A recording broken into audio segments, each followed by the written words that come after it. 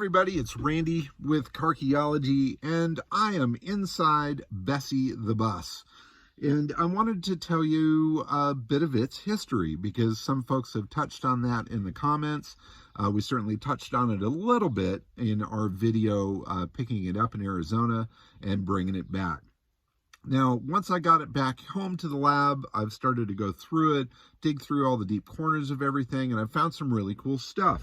Probably the most important thing I've found is this scrapbook right here that is packed full of old photos of the bus's travels, as well as letters from its previous owner, the guy that had really started the whole Mother Earths Healing Circus and Living Folklore movement, using Bessie the Bus as its core of that whole thing.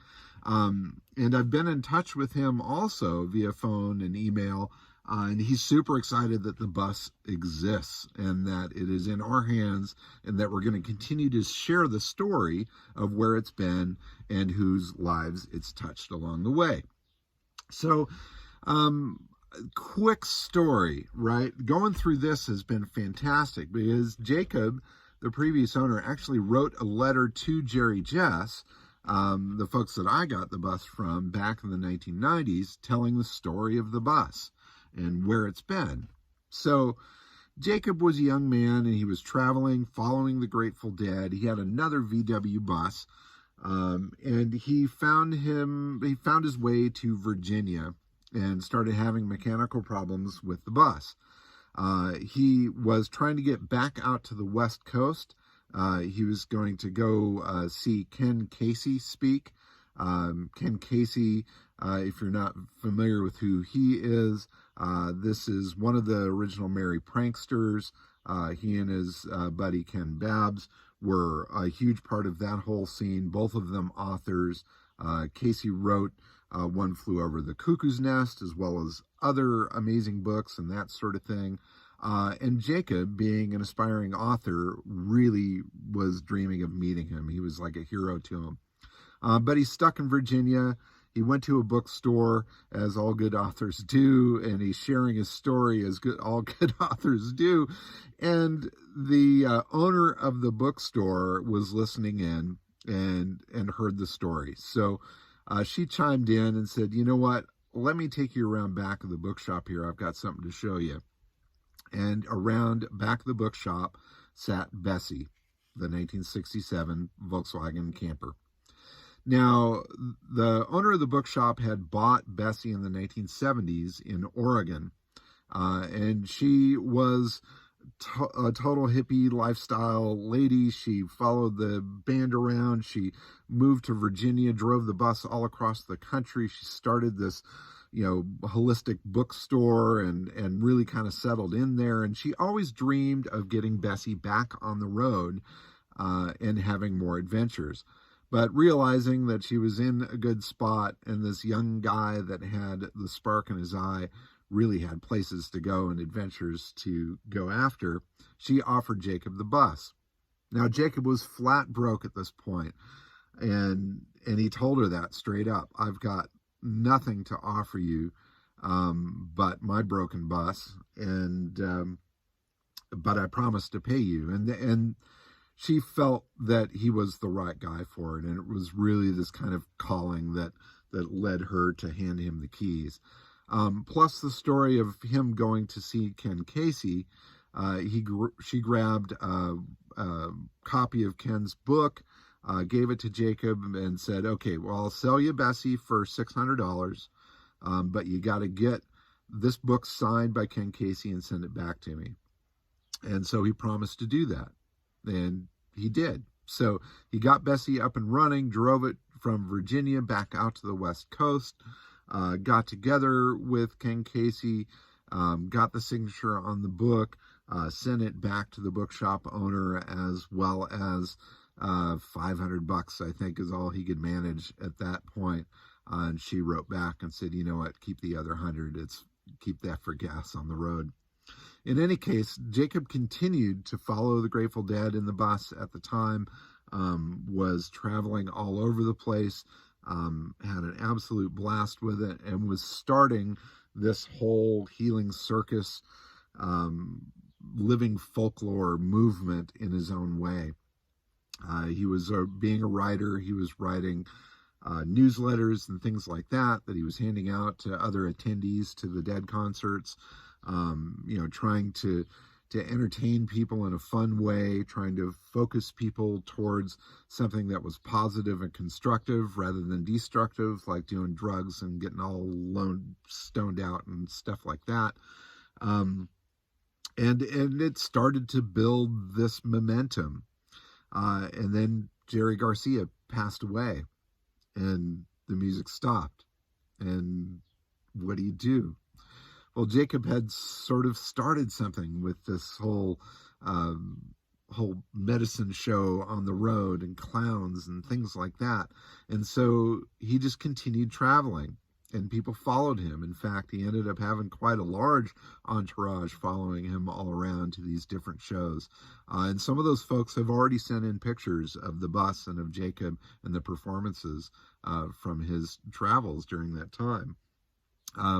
And so one of the fun stories, I'll just share one. I'm going to get together with Jacob at some point so that we can really hear the whole story from his point of view, which I think is far more important than my view of what I've seen here. But I did want to share one story that was in the book that I thought was just fantastic. If I can find it in here. There's some great stuff in this book, by the way. Some old stickers, artwork, and things like that he had done back when he was pushing things around. Anyway, here's this little story right here is the best. So let's see, Bessie's history of the circus, blah blah blah. Okay, the miles put on Bessie. Bessie, okay, blah blah blah. Excuse me while I get to it.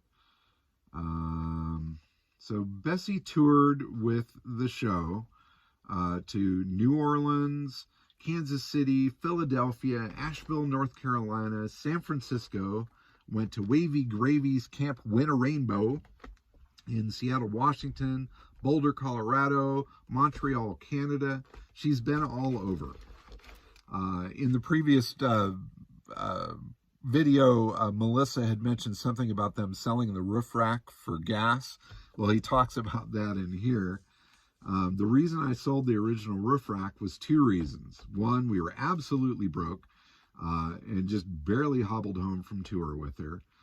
But the other reason, and this is no exaggeration, we traveled from Kansas City with 2 unicycles, a bike, a sitar, a banjo, guitar, mandolin, saxophone, clarinet, violin, harp, flute, djembe drum, a pair of stilts for Sir Real, the tall man, a trunk full of costumes, a box full of microphones and cords, an 18-month-old child, and 4 adults with all of their personal clothing and belongings.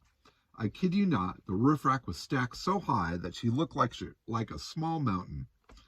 From the low plains of Kansas City to Boulder, Colorado, 35 miles an hour most of the way. And when they got back, he said, Bessie's too old to carry a load like that, so I'm going to get rid of the roof rack, because as long as I have it, I'm going to push the limits. And then they painted the roof yellow and put stars up there, and always liked her better with the star-bellied roof, and used to joke and say that she drove so much faster with the bright yellow roof. And the roof rack funded her yellow roof paint job as well as fuel, and so on and so forth. All sorts of stuff here. Huge argument while driving Bessie with his girlfriend. All of a sudden, the windshield wipers turned on. And Willows, his girlfriend, said, "Stop playing around." I said, "I'm not. Bessie has a mind of her own." God, the electrical system was spaghetti, and I can only take half of the credit. She was already on a crash course electrically when I got her, which is a whole other story. And then he goes into the story of how he got it from the bookstore owner, Marcia, in Farmville, Virginia. And another great one here. Once we broke down in Waco, Texas for 3 days, and the mechanic that rebuilt her was legally blind. His son built the engine while listening to the old man instruct him. In any case, I have a billion stories. She toured the country with Jerry and the Grateful Dead. Tell you about when we blew the engine out of quartzite, and on and on and on. So, I mean, there are some really crazy stories in Bessie the Bus. I mean, think about that for a minute. I feel kind of tight in here by myself, but 4 people and a kid and a bicycle and a unicycle and clown costumes and stilts and a harp and all sorts of musical instruments at 35 miles an hour from Kansas City to Boulder, Colorado. Absolutely mental. In any case, so there's a quick rundown as to the history of Bessie the Bus, where she's been, and it'll be interesting to see where she goes from here. Now, my intention with the bus is to hold on to it for a while, to continue to research its history, to share it with as many people as possible, and maybe do a little adventuring of my own. Now, I'm not going to pile the whole world in this thing and drive to Virginia. Well, maybe, but I am going to have a lot of fun with it. In fact, I'm going to take it out this evening to a local VW cruise and hang out and enjoy the show. But that's a quick story of Bessie's history. There's a lot more to come with it once we get together with Jacob to hear all of that. There's also the bus that was used in a film called The Rainmakers. And I've got some photos and information on that. I'll probably do another video on that and hopefully capture some glimpses of it in the film. I've got to watch it and see what it's all about. But in any case, Bessie, the Queen of Love, as she is called. This was an article on Bessie in a book there. You can see all the stuff that Jerry had piled up in there, the dashboard covered with craziness, all of it. So it's not just a bus, it's history on wheels, and I'm really stoked to have it here at the lab. So anyway, thanks so much for watching. I hope you enjoyed the quick little history lesson, and I'm on the bus. We're going to go for a ride. Keep on digging them up and driving them, folks. Thanks for watching. Bye-bye.